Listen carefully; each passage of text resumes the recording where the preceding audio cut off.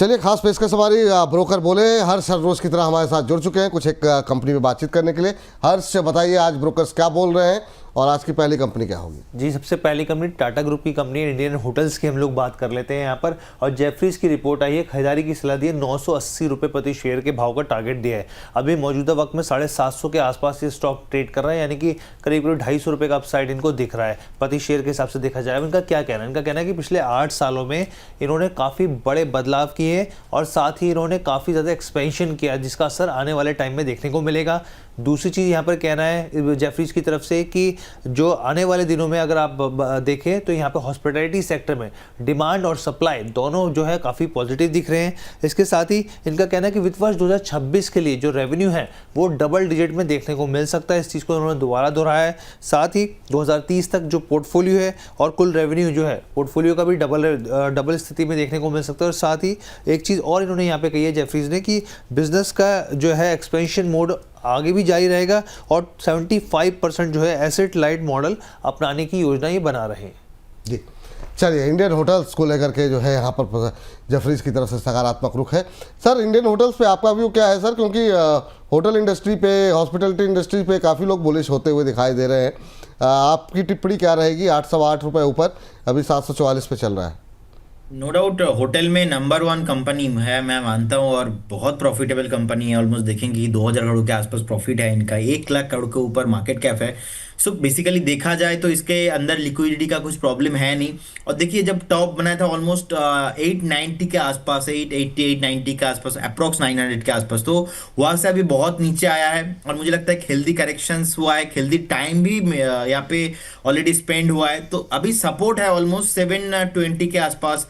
तो मुझे लगता है this is a perfect zone for buying for the accumulation. आप बाई ऑन डीप करके जाइए इस काउंटर को। कभी भी 730 आता है, 725 आता है तो आप बाई करके जाइए। 740 चले, आप इस जोन से ही बाई करके जाइए। इसमें स्ट्रक्चर वाइज कुछ भी प्रॉब्लम नहीं है। मुझे लगता है कि जिसका पहला टारगेट होना चाहिए 830, और 830 के ऊपर आपको इसमें ऑल टाइम हाई आते हुए दिखेंगे। इसमें आपको 950 और 1000 का टारगेट, तीनों टारगेट है मेरा यहाँ पे। 880, 950 और 1000 के ऊपर भी टारगेट है। तो आप स्टॉप लॉस आपको मेंटेन करना है। स्टॉप लॉस रहेगा आपका 675 आपका स्ट्रिक्टली स्टॉप लॉस रहेगा, और 1000 के ऊपर टारगेट है मेरा। अब भी हुआ नेक्स्ट 2 से 3 साल बने रहिए इस काउंटर में। ठीक है, व्यू है 2 से 3 साल बने रहिए, ये सलाह आपके लिए है इंडियन होटल्स को लेकर के। अगली कंपनी के लिए फिर से चलते हैं हर्ष के पास। हर्ष, अगली रिपोर्ट कौन सी आई है, किस पर आई है? जी, अगली जो रिपोर्ट आई है वो सरकारी कंपनी है PSU NMDC की बात हम लोग कर लेते हैं यहाँ पर।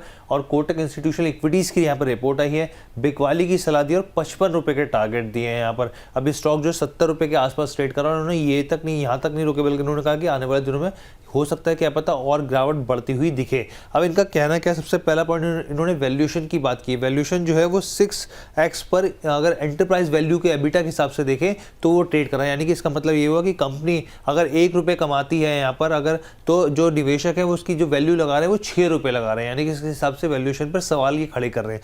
दूसरी चीज़ का ये कहना है कि जो घरेलू आयरन ओर है उसकी कीमतें अभी भी इम्पोर्ट की तुलना में 8% सस्ती है, जबकि 20% पहले ये 20% के हिसाब से 8% यहाँ पे सस्ती देखने को मिल रही है एक्सपोर्ट। और इसके बाद इन्होंने कहा है कि प्रीमियम जो है अभी एक्सपोर्ट की तुलना में जो है वो प्रीमियम जो है वो प्रीमियम पे ट्रेड कर रहा है, और सामान्य स्थिति में आने वाले दिनों में देखने को मिल सकता है। यानी कि जो कंपनी जो मुनाफा भी कमा रही है कुछ % का, वो धीरे धीरे घटता हुआ दिख सकता है। और मर्चेंट माइंस का उत्पादन बढ़ना और कम निर्यात, ये दोनों कीमतें जो हैं वो दबाव दिखा सकती हैं।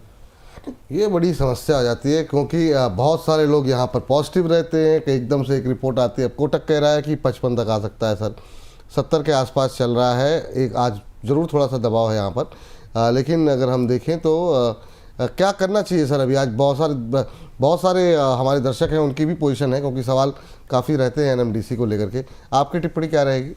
देखिए, जैसे कि आपने बताया रिपोर्ट में 50 तक आ सकता है। देखिए, चार्ट में अभी ऐसा नहीं दिखाई दे रहा है। चार्ट में एक रेजिस्टेंस है ऑलमोस्ट 74 के आसपास, सपोर्ट है। जो पहला सपोर्ट है इसमें अभी ऑलमोस्ट 62 के आसपास है। मैक्सिमम देखिए, आप जो सपोर्ट है मैक्सिमम 60 तक आने का पॉसिबिलिटीज है, उससे ज्यादा नहीं। तो अगर 60 के नीचे ब्रेक होता है उस केस में 50 तो क्या 40 भी आने का पॉसिबिलिटीज है। लेकिन मुझे लगता नहीं कि आपको यहाँ पे करंट जोन से एग्जिट करना चाहिए। हाँ, फ्रेश बाय यहाँ पे नहीं होगा, क्योंकि इसके अंदर स्ट्रक्चर वाइज ऐसा कोई इंटरेस्टिंग चीज नहीं है कि यहाँ पे ब्रेकआउट आएगा और आपको यहाँ पे प्राइस एक्शन आते हुए दिखेंगे, या ऐसा नहीं है। फॉलो अप बाइंग भी नहीं आ रहा है, टॉप बना दिया ऑलमोस्ट 75-76 के आसपास। फ्रेश बाय नहीं करना है, लेकिन जिनके पास है, आप टेंशन करने का ऐसा कोई चीज इसमें नहीं है कि तुरंत आ जाएगा 50, ऐसा नहीं होने वाला। इसमें आप 62 का फाइनल स्टॉप लॉस मेंटेन कीजिए। कभी भी 62 के नीचे आता है तो लॉस लेके विथ रिस्पेक्ट अब निकल जाइए, फ्रेश बाय नहीं करना है इस काउंटर में। ठीक। इस बीच हमारे एक दर्शक हैं अनिल तंवर जी, कह रहे हैं BEML स्टॉक पे नहीं बताते हो क्या, शपथ ले रखे हो? सर अब आप पूरे कार्यक्रम को आपने देखा नहीं, अब आप एकदम से कार्यक्रम में एंट्री मारी आपने और एक मतलब तुरंत टॉन्ट मार दिया, शपथ ले रखे हो कि BEML पे। कार्यक्रम पूरा देखिए एक बार, ठीक है अभी आप आए हो, आप कार्यक्रम खत्म हो जाए दोबारा पूरा प्रोग्राम देखो, एटलीस्ट यही सेगमेंट देख लेते, इससे पहले वाला डिफेंस वाला, उसमें उत्तर मिल जाएगा। नहीं मिला है अभी 2:30 बजे, उस सेगमेंट को अलग से अपलोड करेंगे, फिर से देख लेना और आपको आपका उत्तर मिल जाएगा। तो टिप्पणी करने से पहले पूरा एनालिसिस कर लीजिए, हड़बड़ाहट में क्यों टिप्पणी करना। हर्ष बताइए अगली कंपनी कौन सी होगी? जी अगली कंपनी BSC है यहाँ पर, और BSC के हम लोग बात करें तो जेफरीज की रिपोर्ट है, होल्ड की सलाह दी है, 2,900 रुपये प्रति शेयर के भाव का इन्होंने लक्ष्य रखा है। अब इनका कहना है कि मैनेजमेंट जो है वो इंतजार कर रहा है स्पष्टता का साफ तौर पे कि जो F&O एक्सपायरी को लेकर, जो डेट को लेकर क्लैरिटी मिल जाए तो उसके हिसाब से वो आगे रिएक्ट करता हुआ दिखेगा। इसके बाद इनको ये कहना है कि कोई भी जिस तरीके का खबरें चल रही है, स्पेकुलेशन चल रहा है कि ट्रेडिंग वॉल्यूम पे इम्पैक्ट होता दिखेगा एक्सपायरी दिन के बदलने का, ऐसा कुछ भी नहीं है। यहाँ पर जो मैनेजमेंट ने ये स्थिति साफ कर दी है। लंबी अवधि की एक्सपायरी वाले क्लाइंट्स को यहाँ पर जोड़ने पर फोकस किया जाएगा आने वाले दिनों में यहाँ पर, और कॉमन कॉन्ट्रैक्ट नोट जो है उसकी जो व्यवस्था की जाएगी ताकि लिक्विडिटी और मार्केट शेयर को बढ़ाया जा सके। साथ ही नए डेरिवेटिव प्रोडक्ट्स और साथ ही डेटा सर्विसेज को भी यहाँ पे आगे बढ़ाते हुए दिखेगी, जिससे कंपनी जो है मुनाफा जो है उनका और बढ़ता हुआ दिखेगा। वित्त वर्ष 2025 से लेकर 28 तक में 30% सालाना प्रॉफिट आफ्टर टैक्स बढ़ने की उम्मीद भी जताई जा रही है। 2900 के टारगेट तक निकल करके आते हुए बहुत सारे लोग आज ये पूछ रहे थे कि क्या फ्रेश बाय भी कर सकते हैं, और एक रैली यहाँ पर रही है, कहाँ पर एग्जिट करना चाहिए ये भी लोग पूछ रहे हैं सर। तो क्या स्ट्रेटजी रहेगी सर BSC पर? ट्रेंड में रहा है लगातार बीते हफ्ते, आपकी टिप्पणी क्या होगी BSC पर? देखिए, मुझे लगता है कि आपको यहाँ पे फ्रेश बाय अभी नहीं करना है, क्योंकि लगातार लास्ट देखेंगे नो डाउट बहुत बढ़िया BSC ने मल्टीबैगर स्टॉक हुआ, बहुत बढ़िया रिटर्न दिया। आप देखेंगे 2023 के बाद लगातार अभी 2 साल में ही, ऑलमोस्ट 2 से 3 साल में लगातार इतना चला कि ऑलमोस्ट 1500% के आसपास तो रिटर्न दे दिया BSC ने। अब अभी रिसेंटली जो एक टॉप बनाया था ऑलमोस्ट एडजस्टेड डेटा ही मैं बता रहा हूँ 2050 के आसपास, उसके बाद जो डीप मिला 1200 के आसपास, ऑलमोस्ट 800 पॉइंट। तो उसके बाद का ये रैली अभी मुझे लगता है कि देखिए 50% चल चुका है। तो मुझे लगता नहीं कि 2900 डेफिनेटली मैं हायर प्राइस के लिए कंफर्टेबल हूँ, लेकिन द कंसर्न इज 2700 के आसपास अभी चल रहा है, स्टॉक इतना भाग चुका है। अब कल को क्या होगा अगर बाई चांस 2600-2300 के आसपास आता है, तो उस केस में आप क्या करेंगे? तो इसीलिए ये फेयर वैल्यूएशन नहीं है। नो डाउट इनका भी मोनोपोली है बिजनेस पे, क्योंकि NSE का लिस्टिंग हुआ नहीं है। अब मेरा मानना ऐसा है कि जब तक NSE का लिस्टिंग नहीं हो जाता है तब तक एक्चुअल में आप ना कंपेयर नहीं कर सकते हो कि इसका एक्चुअल में वैल्यूएशन कितना होना चाहिए, क्योंकि लगातार चल रहा है, मल्टीबैगर हो चुका है। तो यहाँ से भी मल्टीबैगर हो जाएंगे एक साल में, लगातार लास्ट 2 से 3 साल रिटर्न दे दिया है ऑलरेडी।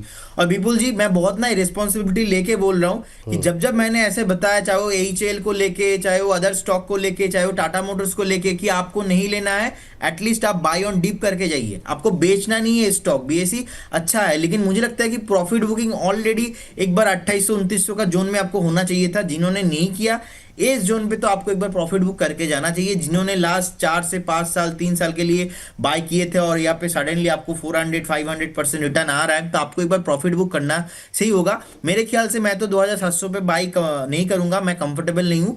2200-2300 आता है, क्योंकि इसका पैटर्न वही है।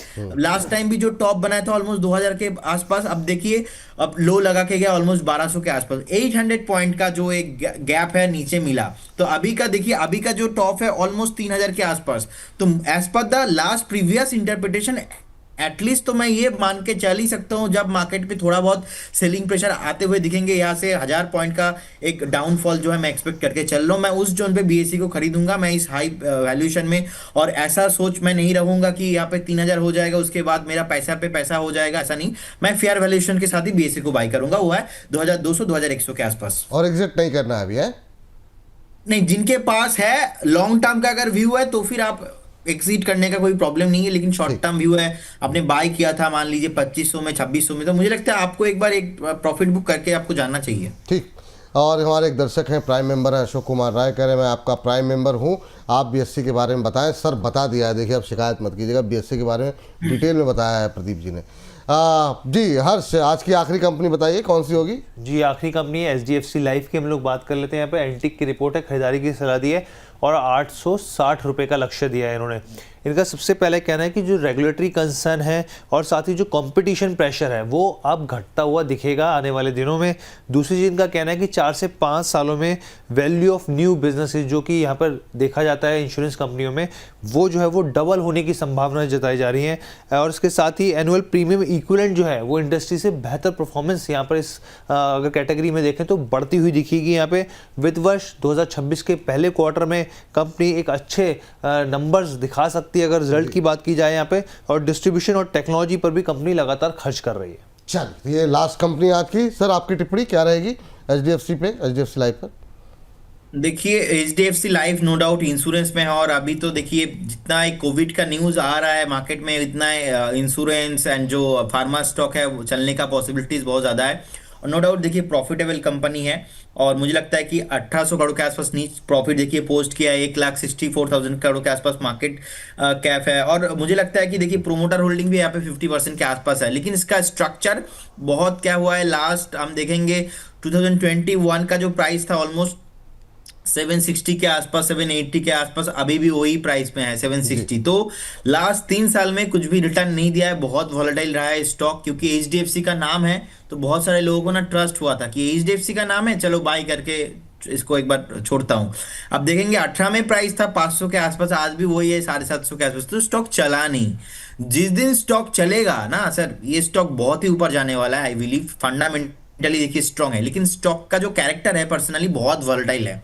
सो मेरा मानना यहाँ पे ऐसे है कि एक बार ना 800 के ऊपर क्लोजिंग होने दीजिए, क्योंकि लास्ट टाइम का भी जो 21 का टॉप था ऑलमोस्ट 789 के आसपास, तो 800 के ऊपर एक बार अगर वीकली क्लोजिंग मिलता है तो इसमें फ्रेश जो है वो ब्रेकआउट आ जाएगा, और नया जो बायर्स है वो आएंगे। अब नया बायर्स आएंगे, नया डिमांड आने वाला है, उस टाइम पे आप देखेंगे कि 800 से 900 एंड 1000 के ऊपर टारगेट आते हुए दिखेंगे। सो उस टाइम पे आपको फ्रेश एक बार 25 से 30% का रैली मिलेगा, लेकिन वो 800 के ऊपर वीकली वाला क्लोजिंग चाहिए, फ्राइडे वाला क्लोजिंग चाहिए उस टाइम पे।